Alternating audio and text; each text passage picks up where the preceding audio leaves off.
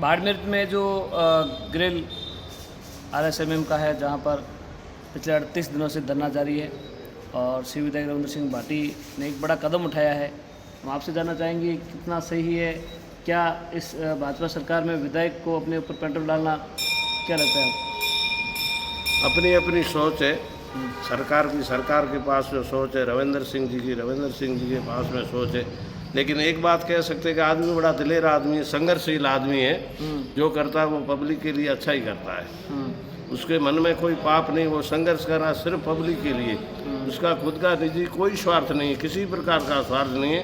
बहुत अच्छे आदमी है। एक निर्दलीय आदमी होकर इलेक्शन में जीतना बहुत बड़ी बात है। लेकिन ये डबल इंजन की सरकार है, मजदूरों की हक की आवाज़ उठाई है, उस हक की आवाज़ के अंदर विधायक अपने ऊपर पेट्रोल डाल रहा है। अब जज गई उनको साहब, उनको जज गई कि कैसे कैसे न कैसे सभी स्वार्थ उसमें गिरता ही नहीं। ये तो सिर्फ कर रहे मजदूरों के लिए कर रहे हैं। किसी गरीब इंसान को अगर मदद मिलती है तो बहुत बढ़िया है। आखिर उन्होंने मांगा ही क्या है? सरकार की ये मजदूरों के हक की बात तो करी है, और मजदूरों के लिए जो मांगे मानी वो सरकार क्यों नहीं मान रही है? नहीं मान रही, सरकार की सोच है, सरकार को माननी चाहिए। कम से कम गरीब लोगों की मदद हो जाए, गरीब लोगों को प्रोत्साहन मिले। क्या मानते हो? सरकार का एक ही काम है कि गरीब पब्लिक का पहले ध्यान रखो। पूंजीवादी अमीर लोग ये अपने बलबूते पे काम करवा देते हैं, लेकिन गरीबों का कौन काम करेगा? गरीबों के लिए कौन आवाज़ उठाता है? इस एरिया में शायद रविंद्र सिंह है जो गरीबों के लिए आवाज़ उठाता है, और उसकी आवाज़ में सत्यता भी है। और सरकार को बातें माननी चाहिए, पब्लिक के हित में माननी चाहिए। अगर रविंद्र सिंह भाटी की और प्रशासन के बीच करीबन 3 घंटे से ज़्यादा वार्ता चली, उसके बाद भी वार्ता विफल रही। ये तो सरकार की सोच है साहब, सरकार को इनका समर्थन करना चाहिए। ये जो कर रहे, इतनी मेहनत कर रहे, इतने दिन जो धरने चल रहे हैं, लोग यहाँ पे धरने पे बैठे हैं, उनको भी रोजी रोटी चाहिए।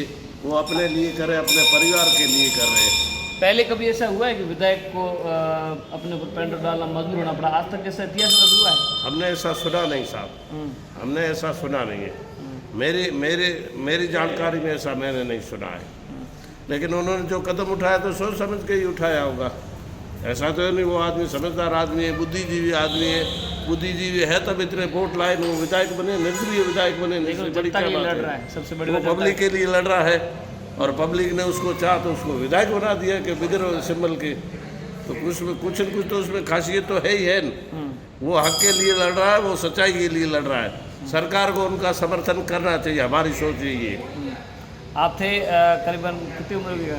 मेरी उम्र होगी 67 साल होगी, 67 ईयर। 67 ईयर्स। क्या जो अनुभव है, जो श्री विधायक रविंद्र सिंह भाटी ने जो कदम उठाया, जनता के लिए उठाया है, और सरकार को उनकी मांगे है जो मजदूर के लिए मांगे माननी चाहिए, वो माननी चाहिए। आपका तजुर्बा है कि इतिहास में ऐसा कभी नहीं हुआ है? नहीं, ऐसा कभी नहीं, हमने नहीं सुना। मेरी जानकारी में ऐसा हमने कभी नहीं सुना। अगर उसने किया है तो पब्लिक के हित के लिए किया, उसने अपना कोई स्वार्थ नहीं था। अब सरकार माने या नहीं माने ये तो सरकार के ऊपर डिपेंड है।